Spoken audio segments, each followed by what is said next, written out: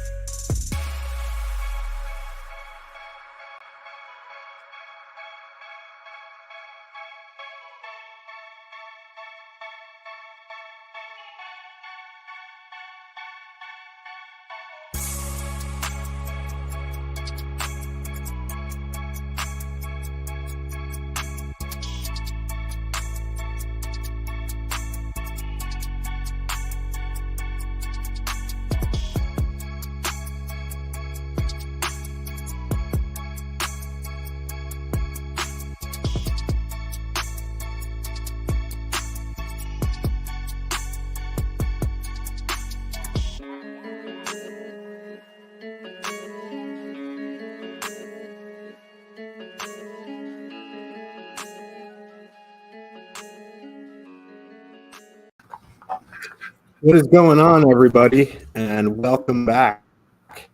I hope you guys can see me okay, but it's the Friday edition of the NHL's Stokastic NHL Strategy Show. Hope all my American amigos had a good Thanksgiving. I am joined by my co-host, as usual, some Cliffy. A little Jordan flu game for him. How you feeling? Yeah, not feeling the greatest today. Kind of felt like this way all week, just starting to get worse as the week gets on, I guess. But we are here to talk DFS and not whether or not I stayed up coffee last night. Great break yesterday for Thanksgiving. So hope you had a good Thanksgiving. You're out on the West Coast visiting family. So good for you to get some good weather, get some travel in, get out of the house a little bit. Kind of weird that I really don't like this NHL schedule. And I get why they do it, because a lot of people in America take today off just to make it a little 4-day weekend. I just wish we had a few games to talk about yesterday, but we didn't. Instead, today we have full day of games. Nice 7-gamer here tonight. Pretty excited about this slate, actually. One thing I wrote about this slate over at Stokastic.com, a free article for anybody to read about some DFS picks for tonight. One thing I mentioned is that with the way they split this slate today, a lot of the big names that were supposed to play this afternoon are not going to be on the slate tonight, right? Obviously, that Colorado-Nashville game was canceled because the Nashville rink flooded. So Nashville and Colorado not playing today. But, we don't have to worry about the Boston top line. We don't have to worry about Austin Matthews going into Minnesota. We don't have to worry about Alex Ovechkin or how the Flames are going to run their lines. We don't have to worry about Sidney Crosby. Like, there's a lot of the big names are not going to be on tonight's slate despite playing today. So I kind of like slates like this because it feels like you can go just about anywhere and be justified with it. Yeah, there are a couple chalky spots as usual, like Detroit's in a good spot, although they're not getting much ownership. Tampa's on the slate. We got the Blues top line. We have Islanders with a huge total going into Columbus. Like Vegas is on the slate. There's still a lot of big options here. Like Dallas top line is going to be very chalky tonight, and we'll talk about them. I don't know. There's a nice late hammer, the Kings Sharks, both sides of that game. This is a fun 7-game slate. I'm just glad we're not talking about 15 games, in 55 minutes, having to really push the pace just to get the last game in. So 7 games, might be able to actually talk about some stuff for a little bit here. But before we get into the slate, make sure to give us a like and subscribe so you can keep up with all of our shows, DFS offers, giveaways, and much more. Once you subscribe, hit that notification button to get alerts when our shows go live. Don't forget, almost all of our content is available in podcast form. Whatever platform you like listening to your podcast on, I'm sure it's on there. Help us out by leaving a 5-star review. Sorry if I'm a little dark. I tried being out in the sun and it was just too bright, but should be all right. Sun shining off your head, was it? Yeah, no, my ball dome just reflecting, and I couldn't, it was just too much. So here I am in the shade. Hope you guys can hear me all right. I have my mic, so hopefully. But I like this slate. And it is, 11 a.m. here, which is completely throwing me off, but we'll get through it. New Jersey Devils with a 3.6 total heading into Buffalo. The Sabres have a 3.1 total. Unconfirmed on the goalies here in the lineup builder right now. Akira Schmid, probable. Craig Anderson, also probable. And before we get into this game, I see we have a $10 super chat from Clayton. Thank you, Clayton, for your $10 super chat. It says, Left Coast host. Yes, I'm the only one in my family who's still on the right coast. Everyone else is out on the left coast. I'm still stuck in beautiful New Jersey. Actually, where I am is pretty nice, but most New Jersey, pretty awful, like flying out of Newark yesterday. A miserable experience. But thank you very much for the $10 super chat. I will be out here all weekend doing the shows out here tomorrow at 6 a.m. for you guys. So that will be fun. But yeah, Devils Sabres. Another one of this game. Like, this is a pretty good game. And the bigger total, the road total here on the Devils, it's a bigger total in the game, and they're getting less ownership here. Tage Thompson line has been firing on all cylinders here, although this is going to be a tough matchup, depending who Tage Thompson goes out against. If he's going out against Nico Hischier, they're just going to grind that game to a halt. But, they're getting 9-ish% right now. It seems a little high for a team that is, I know they lost to Toronto, but before that they won 12-13 in a row. So I'm on the Devil side here, bigger total. The Sabres aren't very good defensively. That's where I'm looking.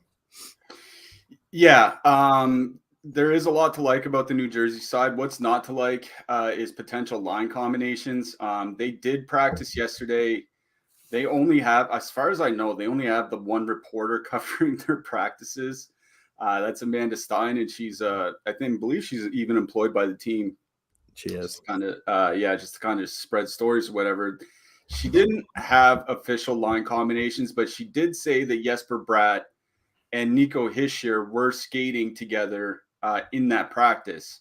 That was, I believe, that's how they finished their last game against Toronto as well. Bratt was moved off the Hughes line, and alongside Nico Hischier. So as of right now, we're just kind of guessing as to what the lines are going to be. Like, I think, assuming they leave Bratt with Hischier, it'll probably be Tatar, Hischier, and Jesper Bratt on the top line. And then the second line, something like Yegor Sharangovich, Jack Hughes, Dawson Mercer. That's what they went with towards the end of the last game. Maybe they just go right back to that. We don't know exactly what the lines are going to be, but if Hischier and Bratt are together, like, that's a duo that has been really, really good for them this year. Whenever, when they have gotten the chance to skate together, but only about 70 minutes, which isn't a lot. It's about 6 games worth of ice time roughly. But 3.5 expected goals for generated, 5.9 actual goals scored. Now, obviously, they're not going to keep shooting 16% together as they had been. But Bratt is has turned elite into helping his teammates generate scoring chances and generating scoring chances for himself. So he should be able to help Nico Hischier in that department. Hischier and Tatar have just been absolutely great together. Like, Tatar looks like the player that he was like 5-6 years ago. It kind of seemed like, he was maybe a year away from being out of the NHL entirely, and now he's playing extremely well on the top line with Hischier. So assuming it's Hischier, Bratt, and Tatar, I think that's the line that I would go to, because now you get 2 out of the 3 guys on the top power play unit together. Hischier's been playing 20-plus minutes a game, even as, the rest of the ice time has been more evenly distributed than it was earlier in the season. Like I said, Bratt and Hischier have been playing really, really well together. I mean, almost everybody on New Jersey has played well together this year. You don't reel off 12 straight wins without that happening. So I do like Hischier, Bratt, and Tatar, assuming that they're together. Again, we'll find out when warm-ups hit, but that's kind of the way I'm leaning here. Like, as for the line matching, the Sabres have been kind of wonky on that of late. Like, they had earlier in the season, they were actually using the Casey Middlestat line in a shutdown role at home. Kel Surprise, they got away from that and started using Dylan Cousins a little bit more. And then they backed off from that once they put Paterka and Quinn on his wings and started using the Thompson line a little bit in shutdown role. So I don't know exactly how they're going to match up. I'm going to assume they'll just go top 6 versus top 6 and, let the chips kind of fall where they may. The Quinn Paterka Cousins line on the Buffalo side has actually looked pretty good together, but it's been a small sample. They've only skated about 40 minutes together.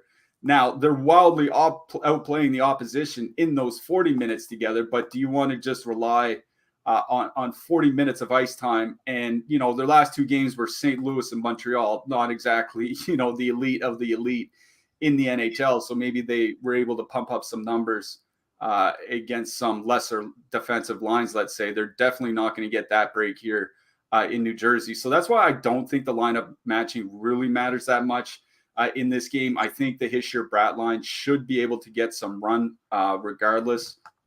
On the Buffalo side, I did mention how well that kid line was playing for Buffalo. The problem is that Buffalo's kind of spreading out the ice time between the second and third lines, between their line and the middle stat line. They're all probably going to play somewhere in like that 13 to 16 minute range. Like, they're not going to get heavy minutes. They might end up, third in the pecking order, depending how the game goes in ice time. So there's a little bit of concern about how much ice time they're going to get. At least a little bit of concern on my part. I think somebody like, Jack Quinn, he's been shooting the puck a lot lately, especially since he returned from injury. I think he's fine as a one-off. Like, I think Victor Olofsson is fine as a one-off as well. But if I'm stacking, I'm just going to the Buffalo top line. Like, they have been just so good this year. 3.8 expected goals for per 60 minutes at 5-on-5, 4.5 actual goals scored. The line's shooting 12.9%, which might be a little bit high, but if they finish at 12% for the season, I think that, sounds perfectly reasonable for just how much offense they generate and how good they are offensively. Now, obviously, it's a tough matchup against New Jersey. New Jersey's been flat out one of the best defensive teams, if not the best defensive team in the league so far this season. But what I will say is that if Thompson is going to see, let's say half of their ice time against that second line Jack Hughes line, without Jesper Bratt or Nico Hischier alongside him, Jack Hughes' defensive numbers this year by expected goals against are around league average. But by no means bad, absolutely not. But, relative to the rest of the New Jersey Devils, certainly not good. And league average is definitely beatable. And we're showing that top line with, did we get a bark for the Buffalo top line? We did. Something to keep in mind. They're probably going to come in maybe single-digit ownership. Like, single-digit ownership in a home game on a 7-game slate for how good this Buffalo top line has been, even if they are the most expensive line on the slate. I really do like them. I wrote them up today in the Power Play article because I don't think they're going to catch a lot of ownership here tonight. I think they might get a decent matchup against that Hughes line for some of their 5-on-5 matching at least. So it is Buffalo one that I like the most, just flat out, even considering price on the Saber side. But I think of all the lines in this game, assuming Tatar, Hischier, and Bratt are together, because Buffalo doesn't have a very good penalty kill, sometimes that top line does like to trade chances, so maybe Hischier and Bratt can kind of take advantage of that. I think it's Tatar, Hischier, and Bratt that I like most in this game. Yeah, I agree. I do like Buffalo one at that ownership, assuming, it stays under 10%, just because they've just been absolutely nuts recently. You get them under 10% on a 7-game slate, you kind of ride the wave there. On the side, I agree with you as well. Whatever line Bratt is on is the line I want to play. Just because, if Bratt's with Hughes, you get Bratt and Hughes on the power play. If Bratt's with Hischier, you get Bratt and Hischier on the power play. And you go about your day there. So surprisingly, not too much ownership on this game, despite being, some pretty big totals. Let's move to the blue line here. I think Dougie Hamilton at 6,800 is perfectly acceptable. Same with, Rasmus Dahlin, 8,100 is a little bit more expensive there. But, if you can get him in with a Buffalo stack, you have a secondary stack that you like, I think you add him in there. Otherwise, Graves or Owen Power, maybe, Joki Harju is min price again, so maybe him as well.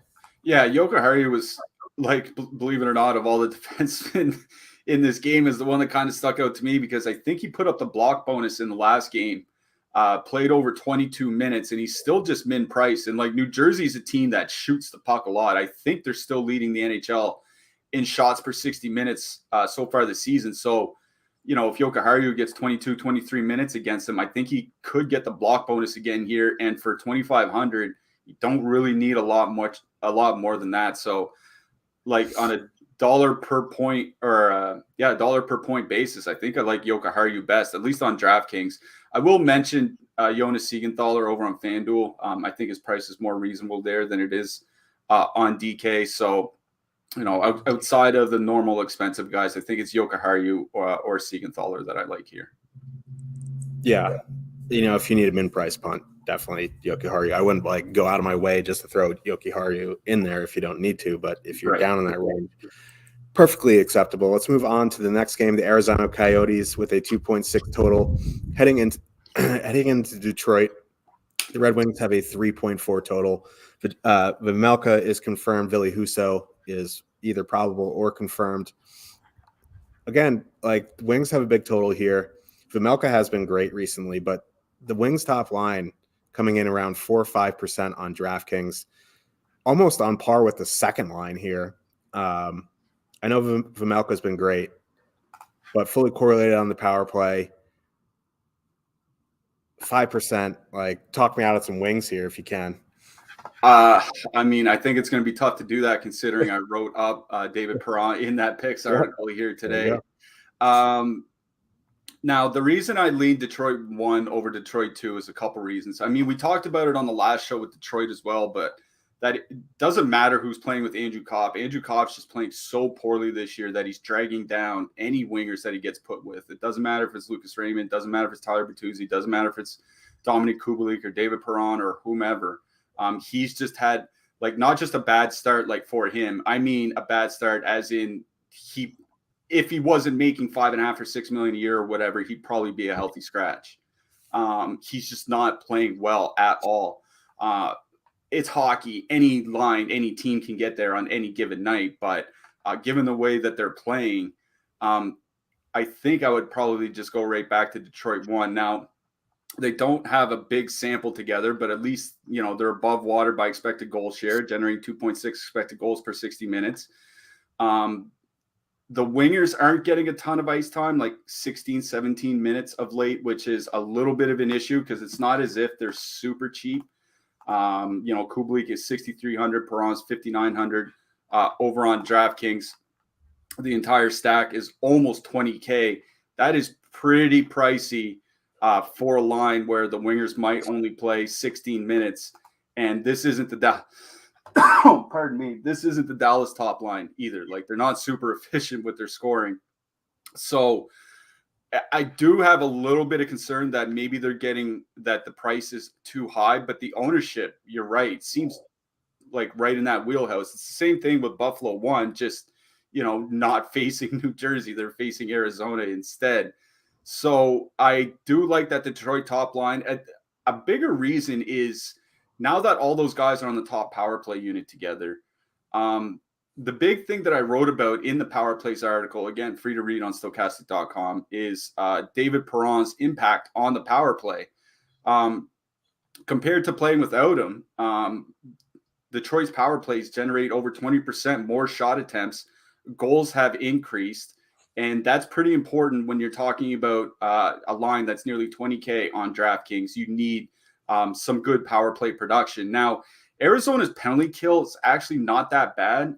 Even, you know, in November, as we might expect their numbers to slide as the season wears on, they've been like middle of the league by a lot of metrics. The problem is that they take a ton of penalties. They're at 4.3 times shorthanded per game, which leads the league in time shorthanded. So even though they have an average-ish penalty kill, they're on pace to give up 65 power play goals against this season.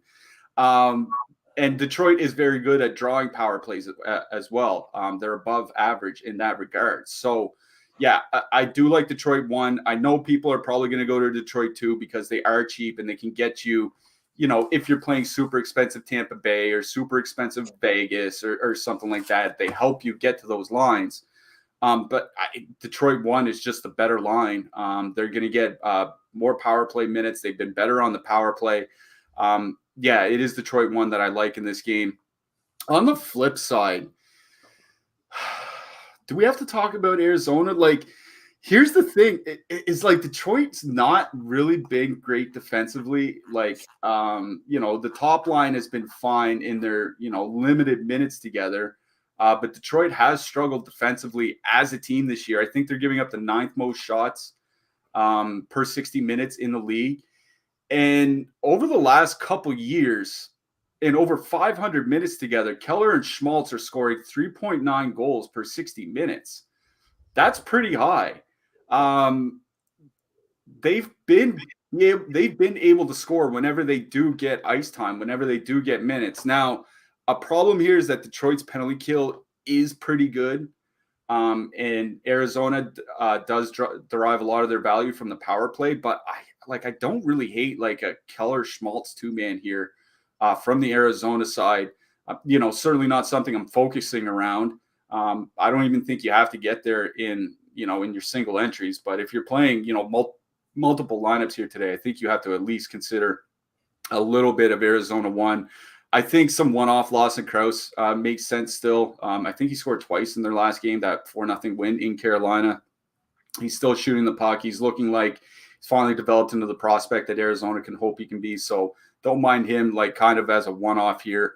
But it's the Arizona top line. Like, I don't mind considering them at least, but I think it's the Detroit top line that's easily the best play here in this game.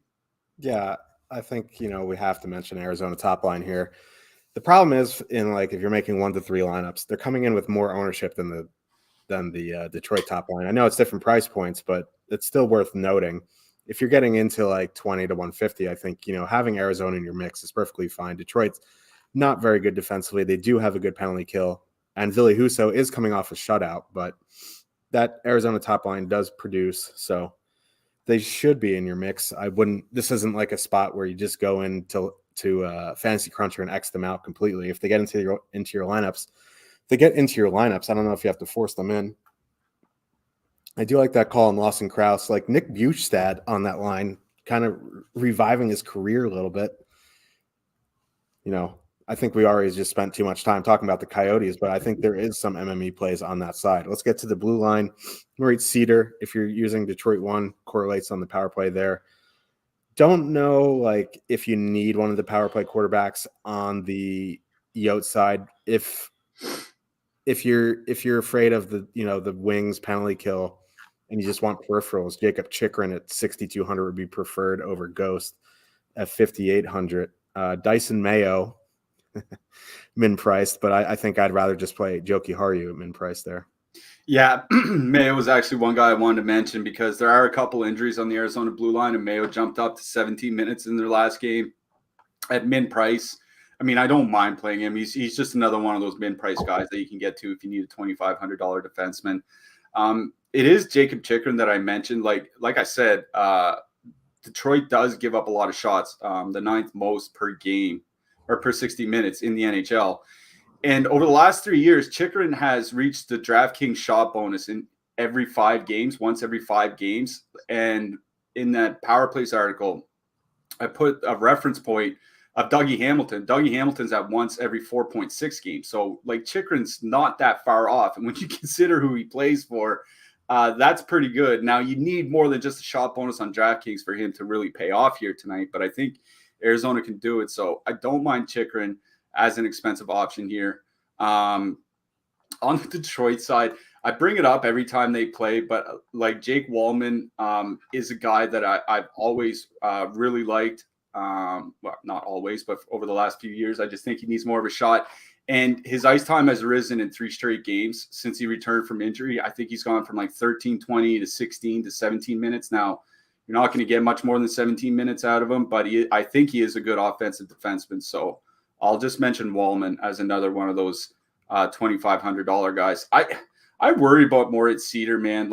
I know he's had some good games recently, but all those games are basically driven by point production. He reaches the block bonus every once in a while, but he's not shooting the puck at all. So you're relying on blocks and assists pretty much from him. Like, it's fine because it's Arizona, but I don't know if I'm like I would be super hyped to play him. Yeah. I used him last slate. He had 3 blocks and 1 shot on goal, and it was fine. But like at 5,900, you're definitely going to want more. Yeah.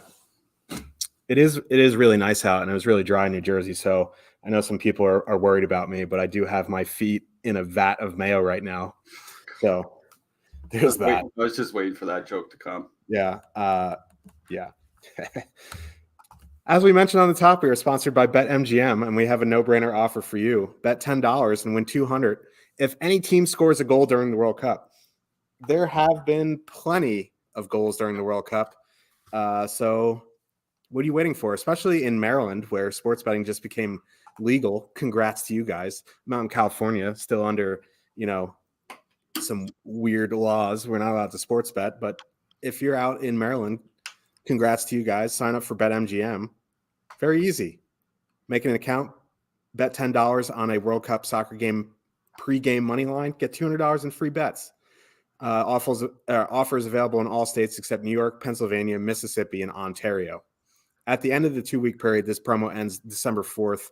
The offer will only be available in Kansas, Illinois, and Louisiana. So get on that now while you can, while the World Cup's still going. Get your $200 in free bets, and we'll move on to the next game. St. Louis Blues, 2.7 total heading into Tampa Bay. The Lightning have a 3.7 total. Vasilevsky is confirmed. I would imagine we see Jordan Binnington tonight. Looks like the lines are status quo on the Blues side. There were Alex Barry-Boulet is into the lineup for Tampa. He's down on the third line. Anthony Cirelli did skate. Not sure if he's going to be in. I don't think it's going to be like if he is in, I don't think they're going to change up the top 6. So he might, slide it onto that third line with Boulet and Colton or Nemestikov, whatever it is. But if you are down on the bottom 6 of Tampa here tonight, just be aware during warm-up skates. Pretty substantial ownership on the Tampa power play guys here. Not much ownership on the Blues top line. Now, it's not the best matchup, but as we mentioned on the show a lot when Tampa's playing, their penalty kill is not great, and that Blues top line is fully correlated on the top power play. They are only, 16,000 the full stack on DraftKings. That is a fairly reasonable price. I don't know if I'm going to get them in 1 to 3, but like at that ownership, even in 20 max, it won't take much to get over the field. And this could be a sneaky spot, but for me, I'm on the Tampa power play guys. Yeah, I agree with you.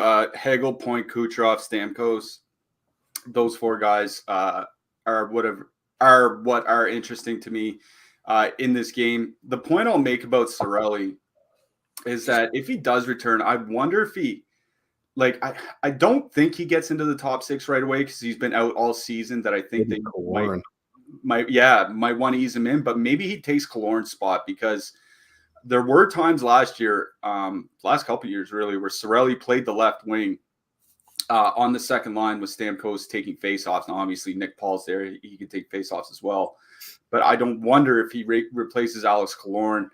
I guess we'll find out at warmups. At least it's one of the early lock games, so we'll know for sure. I'm not anticipating Cirelli to jump up there. Just want people to kind of be on their toes about that in case they are playing that Tampa second line.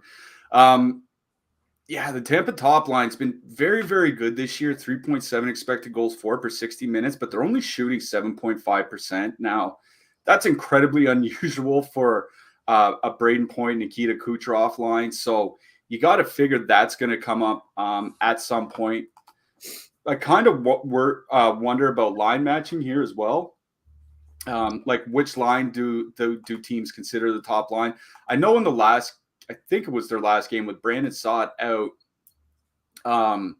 teams matched up against the Thomas Buchnevich line. Now with Tarasenko back and Brandon Saad's back, and they're on the top line with Ryan O'Reilly, I assume that they'll just match Stamkos up against Ryan O'Reilly. So That'll leave Point, Kucherov, and Hagel to go out against Thomas, Kyrou, and Buchnevich. Now, they don't have a massive sample together, but below average defensive numbers in 80 minutes together over the last couple of years. Thomas and Buchnevich typically don't have great defensive numbers together. They're just really good offensively, so they can balance it out in their favor quite often. But I think it is a pretty good matchup for that Tampa Bay top line. Now, they're coming in with a lot of ownership. I think that's kind of expected. Our top stacks tool on DraftKings has them, right around that 15% mark. A lot less over on FanDuel because they are, almost 24K over on FanDuel here today. But yeah, I think it's the Tampa power play guys that I want here. St. Louis, most goals against on the penalty kill in the month of November per 60 minutes, and most shots against on the penalty kill in the month of November. The St. Louis penalty kill has just been very, very bad. Now, the flip side to that is St. Louis doesn't take a lot of penalties. So on the season, they're allowing they have the fewest times shorthanded per game of any team in the NHL. But Tampa does draw a lot of power plays, and I think against a penalty kill this bad, they don't really need they don't need 5 or 6 power plays to get there. They can probably do it in 3 or 4 or something like that. So I really do like the Tampa top line here tonight. I think even at mid-teens ownership on DraftKings, I think that's perfectly acceptable for this matchup. Especially where they're going to see where the top line is going to see a lot of that Thomas, Kyrou, Buchnevich line. So it is Tampa 1 that I like the most here. On the St. Louis side, I kind of get going to Buchnevich, Thomas, and Kyrou, especially where the Tampa penalty kill isn't really that good. But St. Louis doesn't really draw a lot of power plays. 2.7 per game. That's amongst the lowest in the league. 30th in the league, actually, in power play opportunities per game. So if they only get 2 or 3, can they get there even against a penalty kill that's not that great? I don't think I would get to St. Louis in a single entry here today. But if I were playing 20 lineups, or something like that, 20, 50, 150, whatever it is, I would have interest in Kyrou, Buchnevich, and Thomas. But Kucherov is starting to shoot a lot. His ice time has gone back up after a little dip of late. It's the Kucherov, Point, Hagel line that I like here. Yeah, and they're actually 13, 14, 18, 8. They're cheaper than the Detroit top line. So yeah, $1,000 cheaper. Yeah, 900, whatever. So yeah, ownership is very warranted there. Plenty of ways to get different if you want to play them, though. Moving to the blue line, on the blue side, not much there really. The prices on DraftKings are a bit insane. Yeah. Thank you. Yeah, insane. On the Tampa side, if you want to add in Sergachev at 6,700, that's fine. Like you mentioned on a previous show, he hasn't been great on the power play, so it might be a matter of time before Hedman takes that spot over 6,300. I think he's fine. Other than that, Chernak, 3,500 is all right, I guess. Yeah, the St. Louis prices on the defensemen are Colton Parayko at 5K is just absolutely hilarious considering what that guy's done, not just this year, but in the last couple seasons. So yeah, nothing for me. At least on DK. Parayko on FanDuel, I think he's 3,600. So I think, that's perfectly playable on FanDuel if you need a super cheap defenseman. But I don't really like any defenseman in this game, I don't think. I think Sergachev is overpriced. He's not awful. I think he's fine to use. I don't think I'd be playing Hedman. Hedman has 0 20-plus DraftKings games, 20-plus points DraftKings games on the season. And that includes, he's played the first, 11, 12 games on the top power play unit. All the power play guys were healthy. And 0 games with 20 DraftKings points. Sergachev would be the guy, but I honestly don't like any defenseman in this game. You hear that noise? My uncle will have a tortoise, a big tortoise. He's running over all these things right now. So sorry about that. It's just hilarious seeing a tortoise he's skiing right now. Let's move on to the next game. New York Islanders with a 3.6 total heading into Columbus. The Blue Jackets have a 2.8 total. Ilya Sorokin against Joonas Korpisalo. Let's talk some chalk here. Islanders second line, chalkiest line of the night. I guess it's for good reason. they're probably going to avoid the Jenner line, I would imagine. Yeah. So they're going to get like a Roslovic Kent Johnson line or a Sillinger Chinakhov line. Like, it's an excellent matchup. I just, at that ownership, it just, Brock Nelson projected on DraftKings at 31% right now. Anders Lee projected on DraftKings 22%. Anthony Beauvillier projected almost 25%. Like, they are cheap. It is a very good matchup. I never feel comfortable eating Islanders chalk. They're on the road. They have a massive total. I guess you could go to that top line, but like Simone Holmstrom, I Barzal one off is probably where I go on the Islanders side. What are you doing with this Islanders second line? Yeah, it's interesting. Simon Holmstrom, Simone Holmstrom, on the top line for the Islanders. He has like 5 points in 17 AHL games or 15 AHL games or whatever it is so far this season. I looked at some historical scoring comps for him as a prospect. None of them are very good. So, between him on the top line, who knows how long he lasts there. Oliver Wahlstrom. I'll say this about Wahlstrom. At least he's playing 12 minutes a night consistently now. We're not worrying about the 7 and 8 minute games, but even, if you get 12 minutes out of Wahlstrom and Holmstrom's, getting Cal Clutterbucked by the second period, I agree with you. I think it's a Barzal one-off. Now, what to do about that ownership on Islanders too? Because you're right, like Gaudreau, Jenner, and Nyquist are going to be sent out quite a bit against Barzal, I assume. That Islanders second line has been very leaky defensively, but they do have Ilya Sorokin behind them, so that helps a lot. But they are generating quite a bit offensively as well. 2.9 expected goals for in 150 minutes together this year at 5-on-5, 3.9 actual goals for.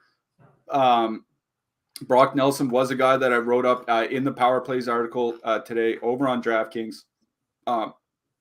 Going back 3 seasons, he has a 35 goal pace per 82 games over his last 3 years. And he's shooting more this year. He's over 3 shots per game. So, he was a guy where, maybe he'd be at 2.3 or 2.4 and you'd have to worry about some real bad DFS games, but he's actually getting some pretty good shots off. So, there is a lot of ownership here, but I do kind of like the matchup. One thing I looked at was how Columbus performed since those injuries. Like they lost all their defensemen about 2 weeks ago. Zach Werenski injured, Adam Bachvist injured, Nick Blankenberg injured. Like a game later, Jake Bean was injured. So I looked at how Columbus has performed. Now, in prior shows, we talked about how Columbus's penalty kill actually hadn't been bad this year, and it wasn't. But once they lost all those defensemen, their penalty kill has fallen apart. Over the last 2 weeks, there's no team in hockey allowing more shots on the penalty kill than the Columbus Blue Jackets. And you get Nelson and Lee on the top power play unit. So I know there is a lot of ownership on the Islanders second line, and that makes them, like you said, easily the most negatively leveraged line on the slate here tonight.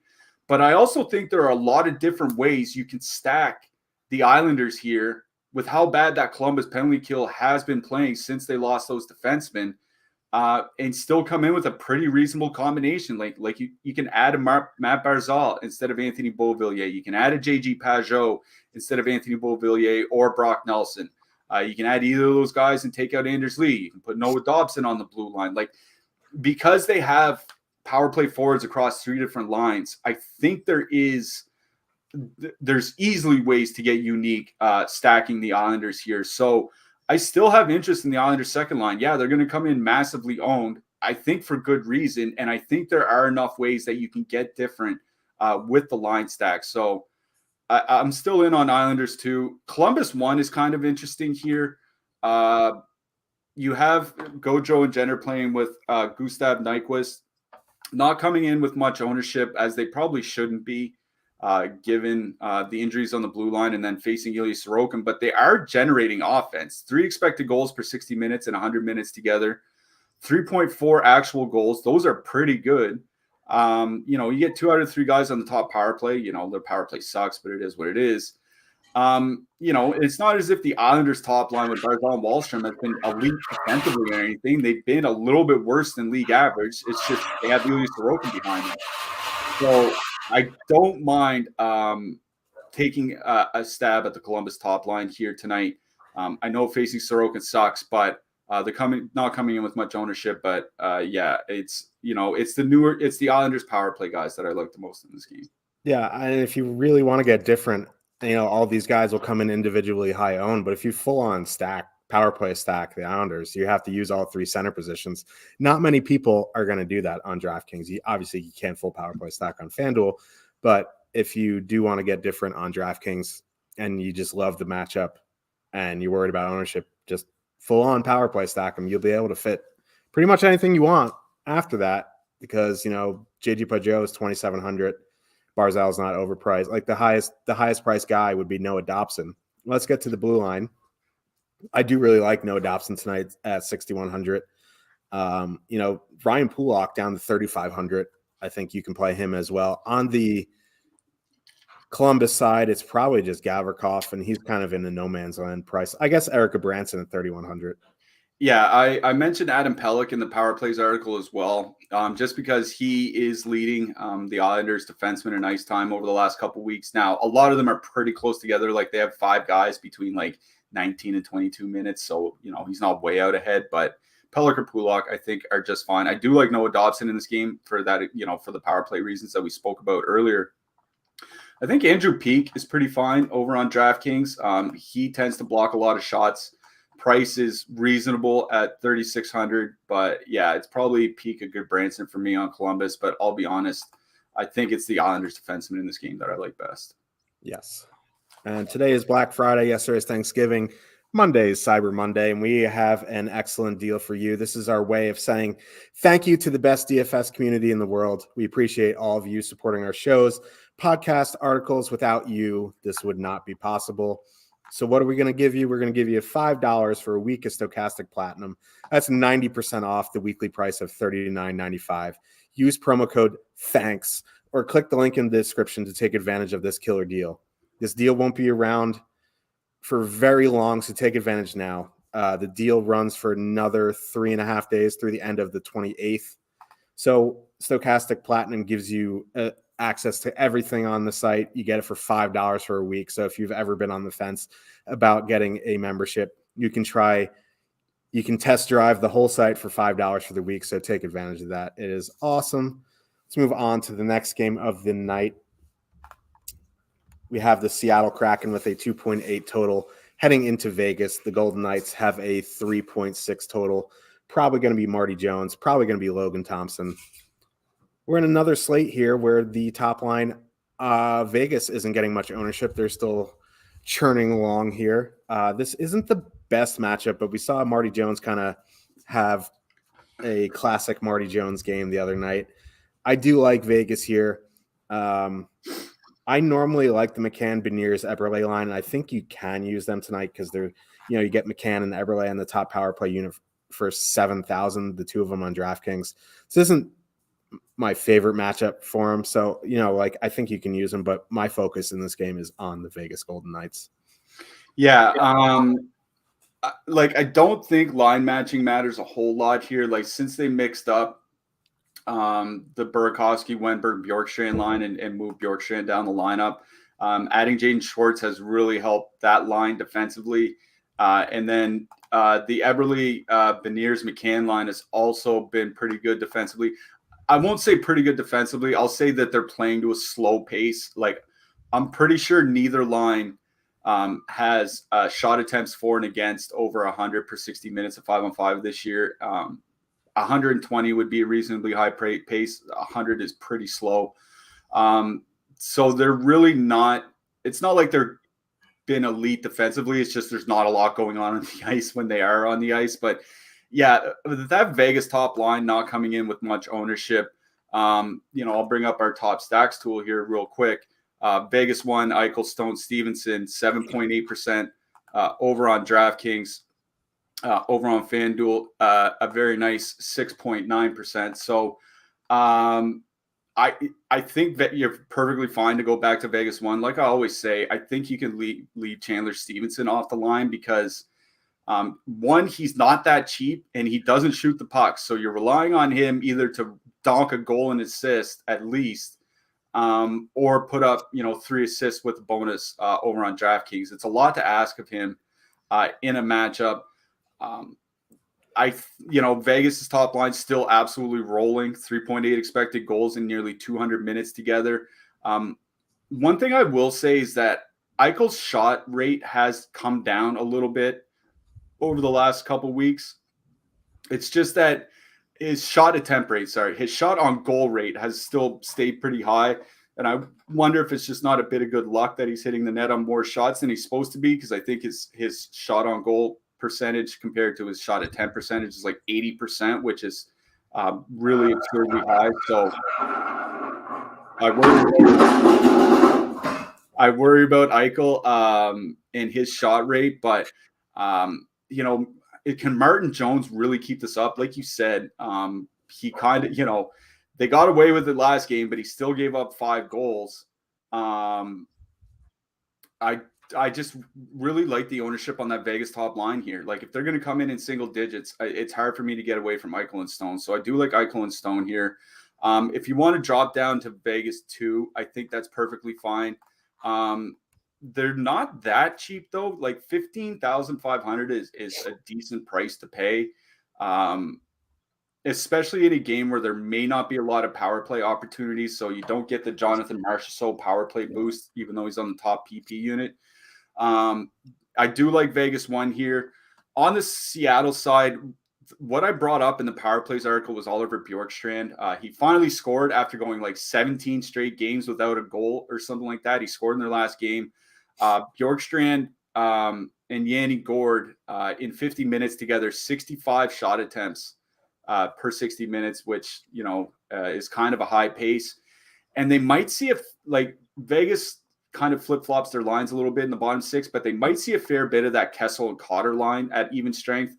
And that line has been awful defensively. If there's one weak link on Vegas, it is that, third, fourth line, whatever you want to call them. So I think Gord and Bjorkstrand makes a decent 2-man, even just a Bjorkstrand one-off. That's kind of where I'm looking on the Seattle side. Otherwise, I think the matchup is just a little too tough here. So Vegas 1, really do love them. Maybe some one-offs from Seattle 3, but that's about it. As you were talking, Philip Grubauer got confirmed. I don't know if that changes anything for you. I mean, he's playing awful at the start of the year, so I mean, maybe it's a downgrade from Martin Jones. Who really knows? Yeah, it's kind of a question mark. Goaltending, always a question mark for the Seattle Kraken. Let's move to the blue line. Vinny Dunn plays like 26 minutes a night. He's 4,700. That price is still really good. I don't mind him. That's really about it. Like Pietrangelo, 7,200. If you want to put him on the power, like I don't think it's necessary. So maybe like Braden McNabb and Vinny Dunn from this game. Yeah, I'll mention Adam Larson on DraftKings as well. Like Vegas does take a lot of shots and he does block a lot of shots. He's one of those mid-threes guys that I don't mind playing this game. For another cheap guy, Carson Soucy. It seems like we play him all the time, but I was looking at some scoring chance numbers and he's really helping the offense so far this year. So maybe you can donk an assist and a couple shots from him or something like that. Don't mind Soucy for cheap. Yeah. And, we talked about how the Vegas top line, Detroit top line hasn't getting much ownership because of Tampa. And this line, Winnipeg Jets, 2.7 total. Heading into Dallas, the Stars have a 3.3 total. Connor Hellebuck, Jake Ottinger confirmed. Dallas top line coming in 25% on DraftKings here. I do really like this matchup. Do I like the ownership? I played him the other night at really high ownership. I included Jamie Benn, who's coming in way less ownership. So, like, if you do want to get different, maybe you add in, a Jamie Benn here. But, Winnipeg's penalty kill, steering off the traditional bad. They've actually been pretty good this year. So, that being said, the Dallas power play is elite. They can get there. I like, if they were coming in at Tampa's ownership, like 15, I'd be more willing to be like, yeah, I'm going to play them. But at 25%, it's a different conversation. Jets, on the other hand, they're not getting much ownership here. Not the best matchup. Like, I just don't like Sam Gagne on that top line, so maybe I'll go to like okay, we'll say Pierre-Luc Dubois is up on the top line with Kyle Connor. So like maybe I'm going to Mark Scheifele, Blake Wheeler, Cole Perfidi, but I don't know. What are you seeing? I'm just wondering why they made that change. Like Yeah, I don't really see how that benefits them. Like I know Scheifele and Wheeler do have a history together, and this team just got their brains beat in 6-1 to Minnesota. So I guess that's part of it. But Scheifele and Wheeler typically have pretty bad defensive numbers together. And now that Scheifele is playing with Wheeler, I wonder if Dallas doesn't consider that the top line here for this game. It's really thrown a wrench in my plans because I actually had a little bit of interest in the old Winnipeg top line with Scheifele and Connor there. The reason being Dallas's top line is still absolutely unbelievable offensively, but their defensive numbers have been starting to slide as the season's gone on. And in fact, in the month of November, they've only been about league average defensively, which again, not bad, but relative to where they had been through the first 12 games of the season or whatever, certainly a bit of a downgrade. So I had some interest in the Winnipeg top line, the old one. I don't anymore. It's just more interest in the Dallas top line. Like I don't think Pierre-Luc Dubois is going to make that line any better. He's fine defensively, but he's not great. You still have Sam Gagne on the other wing. Kyle Connor's not a really good defensive player. I wonder about chemistry with them playing together. Like I know they played a little bit together last season, but it's typically been Connor playing up on Scheifele's line, so they haven't played a ton together. So I think it would just be going to Dallas 1. It's not a bad spot. The problem is like Dallas doesn't draw a lot of power play opportunities. Winnipeg's one of the least penalized teams in the league. Like you said, Winnipeg's penalty kill, like still excellent, like very, very good. I'm talking like top 5 in the league. Good by shots against, especially over the last few weeks. So Dallas really lives on the power play. So if they're going to come in at 25%, it's a different story when they're 18,400 and rather than the Islanders line that's several $1,000s cheaper. They're fine to play. I still think it's a good spot, but you got a Connor Hellebuck, you got a really good penalty kill. I think there are reasons to get away from Dallas here, but they're now that Winnipeg's just completely boggled their lines. It is the Dallas top line that I like best here. Dallas 2 with Dennis Gurianov back is kind of interesting to me because they had been good offensively earlier this season when they were together, and Mason Marchment is starting to shoot a bit, but I don't know if I'd full stack them here. I think it'd be more like a one-off Marchment or something like that. So I guess I'm out on Winnipeg now. Thanks, Rick. And I'm in on more on the Dallas top line, maybe some one-offs from Dallas too. I think, you can one-off Jamie Benn as well with him on the third line on the power play. Yeah, and let's get to the blue line. There just is not much. Like for the same concerns you have with Moritz Seider, you have with Miro Heiskanen. You can include him at 6K. I don't really want to, but if he gets in there, he gets in there. Esa Lindell, 2,900, or even like Niels Lundqvist. On the Winnipeg side, it's probably just going to be, Brendan Dillon, maybe Nate Schmidt. Yeah, Dylan DeMello back for Winnipeg, so kind of see how that goes. I like Nate Schmidt's fine. There's just not a lot on the Winnipeg side that I like. I'll mention Yanni Hakanpää, our old buddy. He's been blocking a lot of shots of late. His ice time took a little bit of dip in their last game, but he had been pretty consistently, 19, 20, 21 minutes, putting up a lot of blocks. I don't mind Hakanpää as another one of those cheap guys that you can use here tonight. Yeah, the finished version of our pal Jake Harry. Don't forget to click the link below and sign up for BetMGM. Deposit 10, win $200 if any soccer team scores a goal. Got to be a pre-game money line soccer bet. It's that simple. Last game of the night. Los Angeles Kings, 3.4 total. Heading into San Jose, the Sharks have a 3 total. James Reimer's confirmed. Kings never confirm their goalies, but it's probably going to be quick. Timo Meier has been unstoppable lately. This is a pretty good matchup for him. I do like the Sharks top line. There is stuff to like on the Kings side here. Couture line has been playing a little bit better, but I still think going to LA2 makes some sense. Yeah.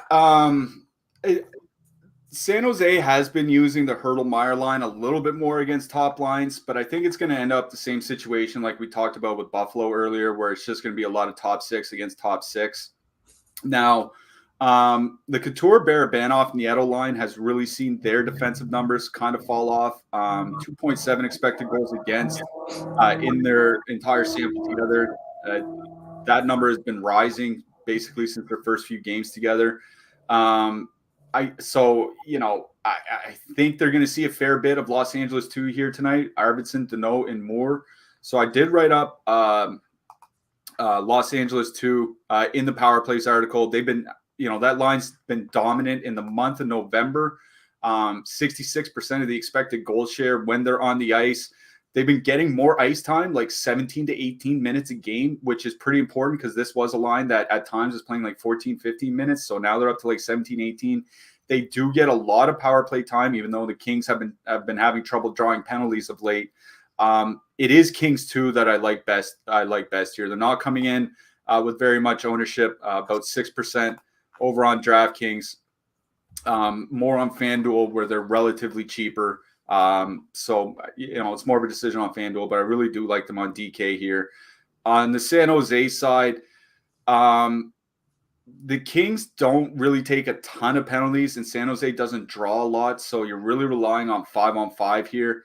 The Kings goaltending has just been awful. Like I think they're last in the league over the last 3 weeks or close to it. So yeah, back to Meyer, back to Hurdle, back to LeBanc. I think that's where I would go. 3.2 expected goals in their time together this year, 5.2 actual goals. Meyer still I was looking it up earlier today. Timo Meier has the DK shot bonus in 14 out of 22 games this year, like nearly 2/3 of his games. Just an unbelievable tear. So, yeah, I do like San Jose 1 here, but I think my favorite line, pricing and matchup and everything considered, is that Kings second line. Coming up right after us, we have the No House Advantage NFL show with A10 and Jeff at 3 p.m. and then the No House Advantage NBA show at 3:30 with Emac and Gundacker. So check that out if you're staying on after us. Who you liking in net tonight? Oh, nobody? I mean, now that Vejmelka's price isn't in the sixes, it's up to 7,500. It's more of a question. I like Jake Ottinger, flat out the best here tonight. On both sites. I do like James Reimer on both sites as well. Billy Husso, I think, is another goalie that's just fine if you want to pay up a little bit. And Korpisalo on FanDuel, I think he's down to like 6,600. That's fine for me over on FanDuel. But I think it's Ottinger and Reimer that I like the most here tonight. Yeah, I like them too. If you want to spend up, I think Sorokin is the guy you want to spend up for. Who's your hat trick pick? I was going to go with a New Jersey guy again. Now that they have new lines, I'm just going to go with it. I'm going to go with Nico Hischier. Very nice. I'm going with Timo Meier. There we go. For some Cliffy, I'm your host, Josh Harris. We'll be back tomorrow at 9 a.m. Eastern, assuming I wake up on time. But good luck tonight. We'll see you in Discord, and hope you guys win all the money. Good luck, everybody.